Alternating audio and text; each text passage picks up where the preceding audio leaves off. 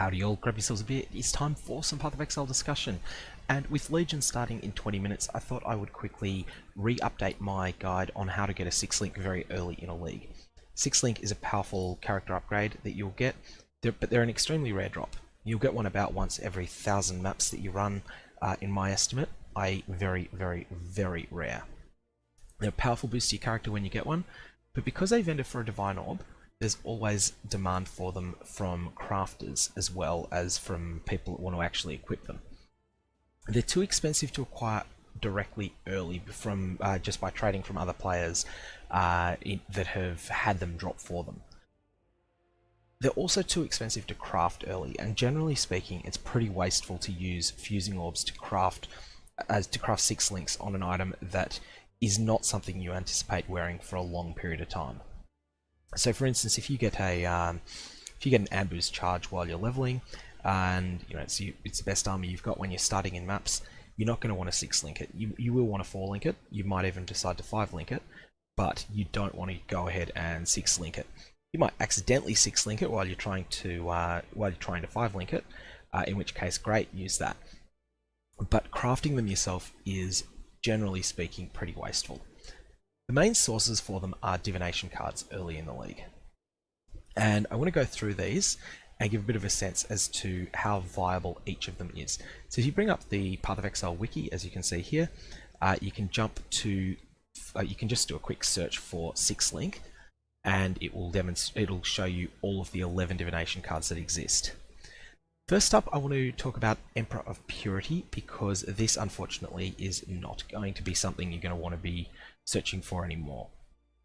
Emperor of Purity has historically been used in order to chance Vol's Protector, and to acquire a 6-link Vol's Protector via chancing and scouring a 6-link that has been sourced by Emperor of Purity.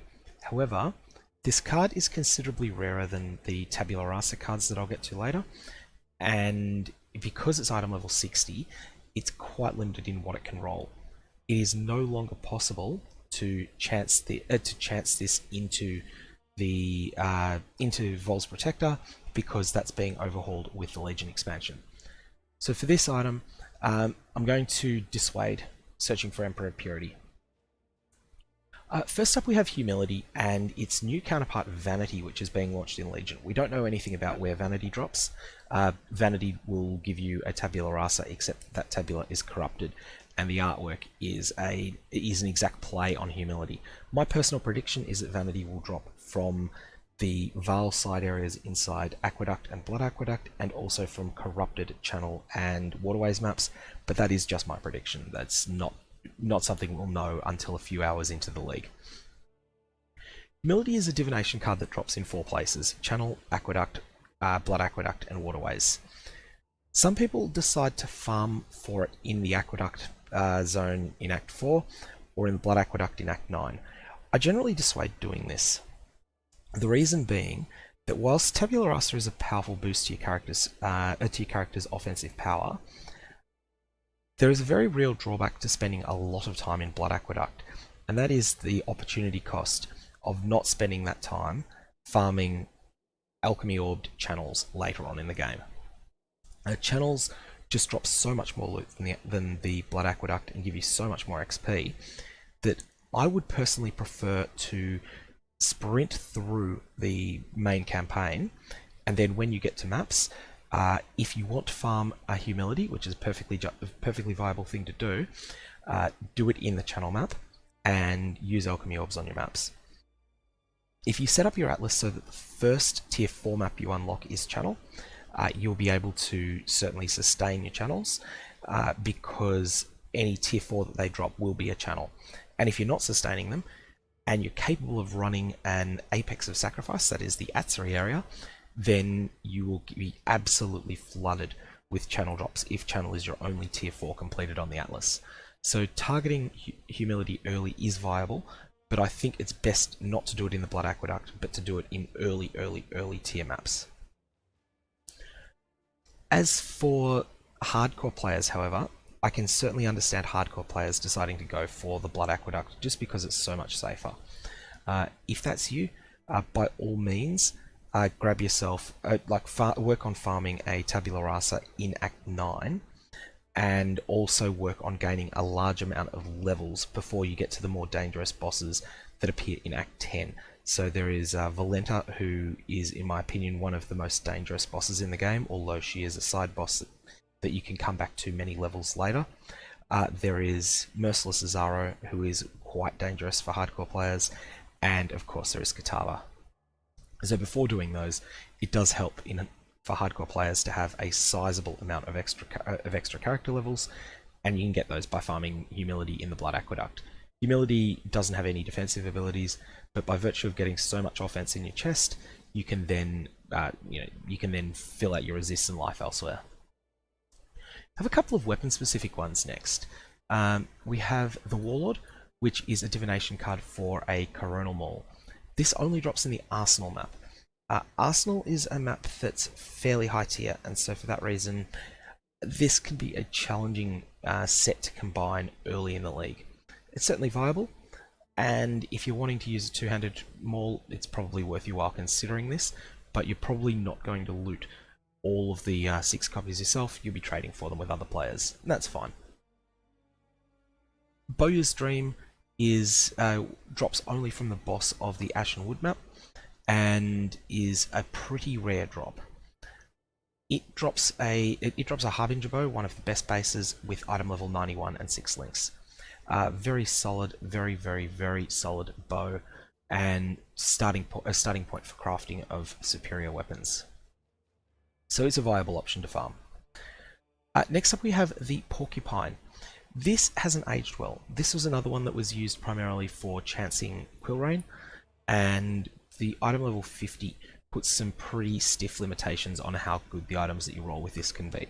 However, one other use for it is that you can use various essences.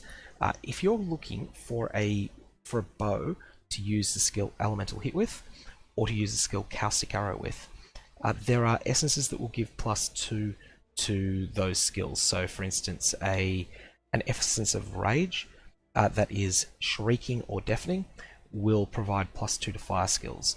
If you use that on a Porcupine source bow, you will get an elemental hit weapon that has +2 to socketed fire gems, which is great because that's +2 to elemental hit. I believe it's Deafening Essence of Scorn, although do check that will do the same thing for Caustic Arrow. So this is an option if you're looking to play one of those skills that scales a lot. One of those bow skills that scales a lot with gem level. However, you will want to get rid of the short bow that you source with the Porcupine and replace it with a better bow in the medium term. Imperial Legacy is a new card and we don't know where this comes from. And it is going to give you an item level 100 6-linked Imperial Bow, so another one of the top bases. This is the weapon elemental damage bow, and we don't know where this comes from. It's been newly added in Legion. When we find out, it's something you may consider using. Now, there's a number of armor ones as well. These armor cards are ones that you will be able to, because you tend to change your armor less often than your weapon. These are ones that you'll use for a bit longer. In my experience, these cards are also a little bit rarer, although I could be wrong on that front. The Celestial Justicar is a 6-link Astral Plate card, and it drops in the Cursed Crypt map. This is something that you can definitely farm yourself, but it will take a long time. You will need to run a lot of maps to get it. Because it doesn't specify an item level, it will be whichever is it'll be whichever is less, your character level or 80. The Chains That Bind is the same deal, except no limitation on which type of armor it is. So you could get an Assassin's Garb, you could get a Val Regalia, you could get a Necromancer's Silks, you could get any sort of base armor, carnal armor. There will be a bias towards the higher stat requirement and higher minimum level requirement armors, just as there is when these drop in game. This drops from all of the imprisonment themed zones, so the cage map, lava chamber map, pen map, and pit map. This has historically been a pretty good choice to farm, although it still is not a super rare card. You're likely to be doing 50 or 60 maps in order to get this. Your other option is to farm a few yourself and then trade up with other players for the rest. The Dapper Prodigy is the same, but with an item level of 100, so it's capable of rolling powerful item level 86 mods like the top tier of life. It drops in Residence map only. So if you're wanting to get yourself a set of Dapper Prodigies, and again, this probably will take 100 maps to farm. You'll want to get to the point that Residence is the first map that you have. The first map that you have unlocked in its tier, and then once you've done that, you can. So that's tier 7 now. Make it the first tier 7 you've run, and then you'll have a lot more of them. The Dark Mage is a 6-link staff, which has a very narrow niche for certain casters, and it drops in Overgrown Rune map. It also can drop in Chamber of Sins level 2, but don't count on that. It's too rare to farm it in a story zone. Reason that story zones aren't as good is that you don't have as many monsters, and you don't have increased item quantity from map mods. Now we have the two that are less target farmable. These are really ones that are bonuses in trade leagues. The Ethereal drops in the Apex of Sacrifice, and is a pretty rare drop even there. 6-link Val Regalia. You will not... Oh, actually, they're saying that it may drop in the Eternal Labyrinth now as well. In any case, it's not something that you're likely to be able to consolidate a set of yourself, but other players will get this by accident, and you'll be able to trade with them for it. Likewise, the Sacrifice. This drops from the modern day Temple of Atzoatl, and is quite a rare card. It drops from the various temple architects.